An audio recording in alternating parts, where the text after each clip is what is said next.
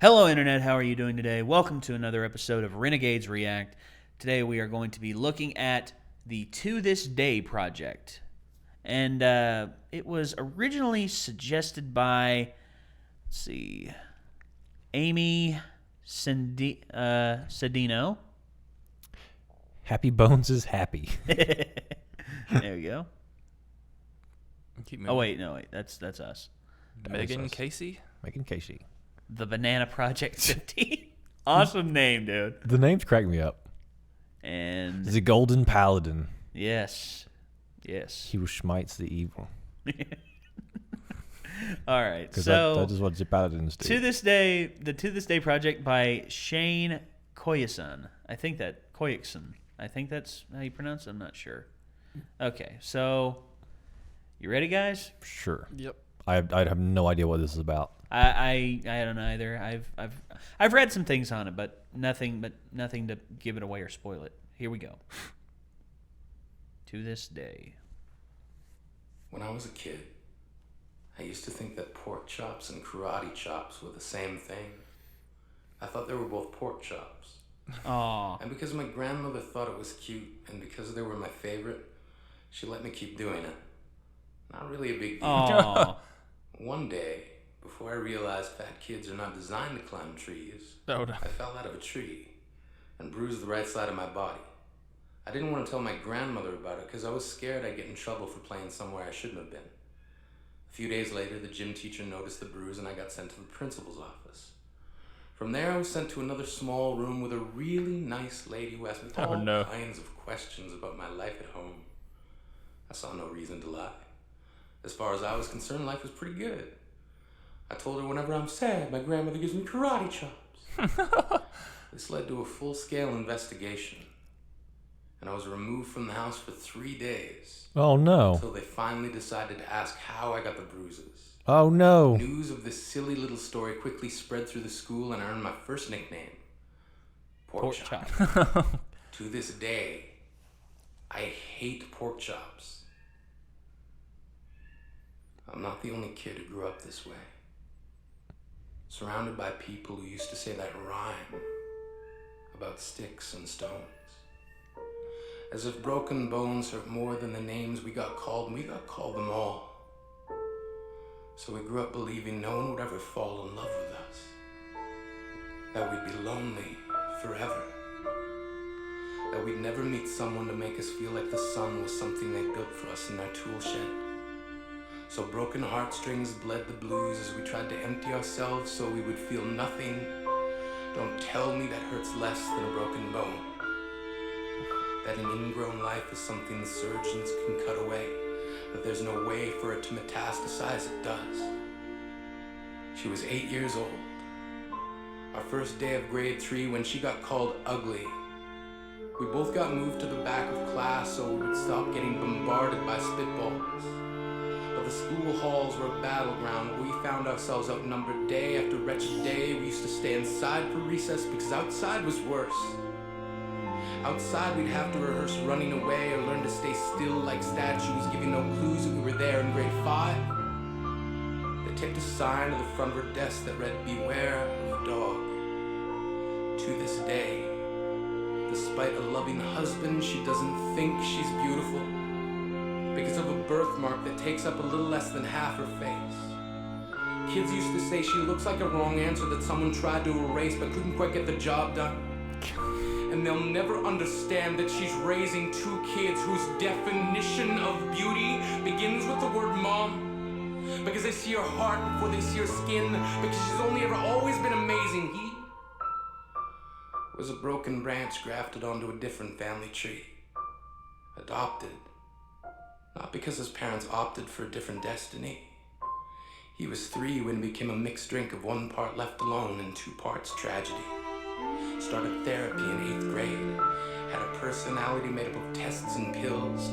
Lived like the uphills were mountains and the downhills were cliffs. 4/5 suicidal, a tidal wave of antidepressants, and an adolescence being called pauper.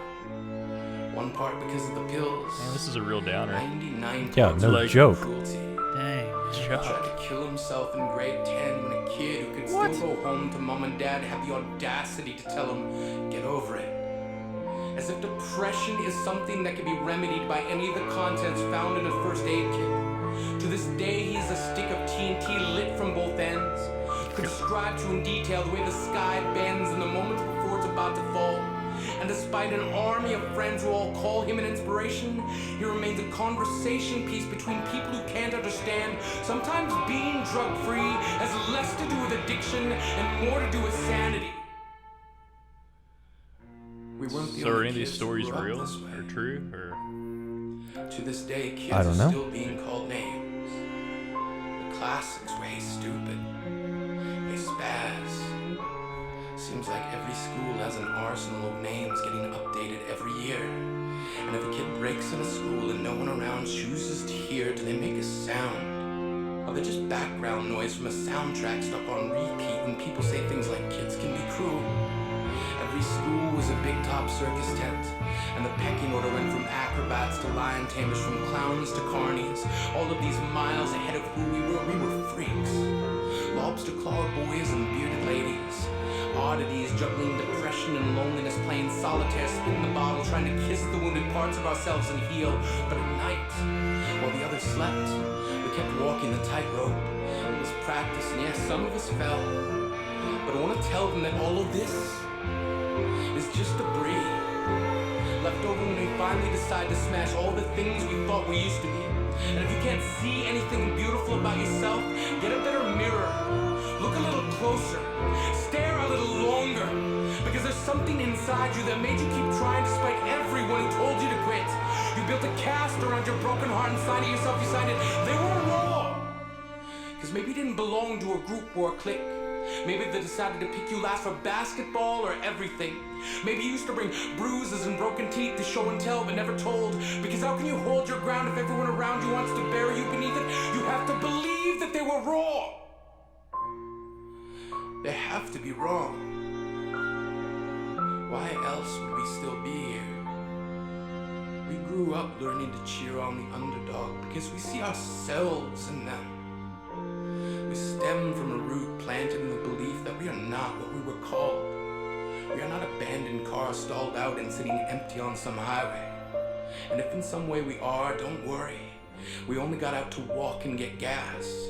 We are graduating members from the class of We Made It. Not the faded echoes of voices crying out names will never hurt me. Of course, they did. But our lives will only ever always continue to be a balancing act that has less to do with pain and more to do with beauty.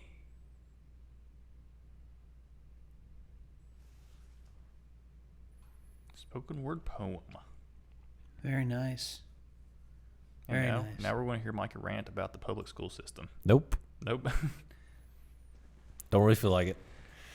Are you sick? No. But I mean, you're not wrong.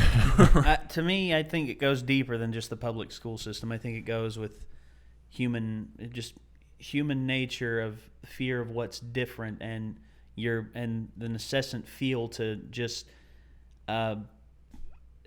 prod at it and make it feel inferior at the people who are different. I can relate to a lot of that. In all the way up through high school, I never really had any friends. I was always a lot of the kids had their there was the nerd table, there was the jock table, there was the popular kid table. There everyone else had their own thing. Right, the risky click table. Yeah, the risky. Yeah, funny. Sorry, but anyway, it's okay. I didn't have anybody. I always sat down in a lunchroom by myself most days because nobody wanted to talk to me. And when they usually did want to talk to me, it was because they wanted something from me. Whether for me to burn them a CD or do something, it was always something that they wanted. And I was called every name in the book. I was called faggot. I was called queer. I was called spaz. I relate to a lot of what he said about and words. Words can never hurt me. Sticks and stones may break my bones, but words will never hurt me. words can hurt much deeper. Because the human brain is something that can be hurt a lot easier by words. To this day, yeah.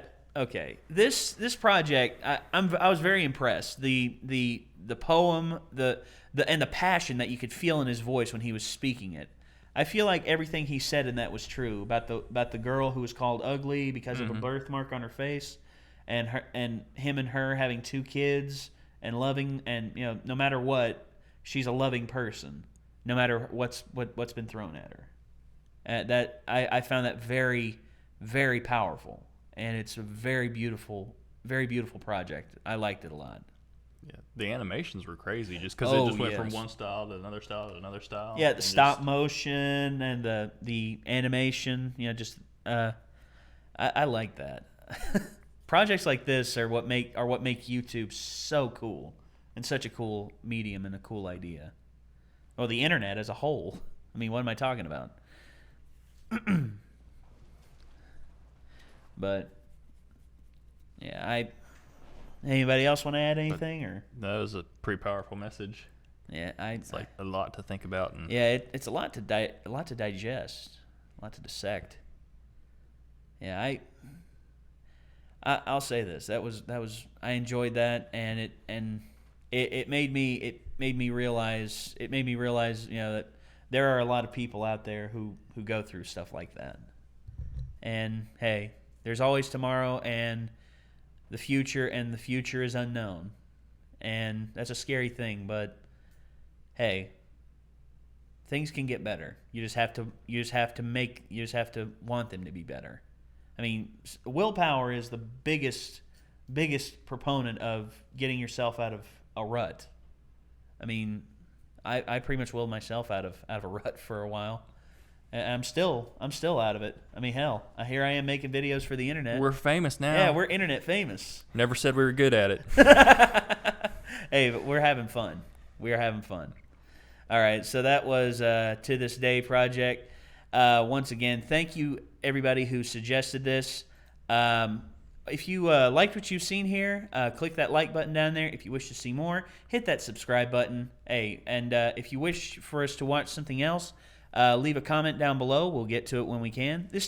Some of these take us a while, but we eventually get to them. And as always, check the description for more stuff from us. We have our Facebook, our Twitter, our website, and our second page, Renegade Faction, where we do Let's Plays and product reviews. And, well, I think that's going to do it, guys. Once again, thank you for suggesting that, everybody. We'll see you later. Peace out.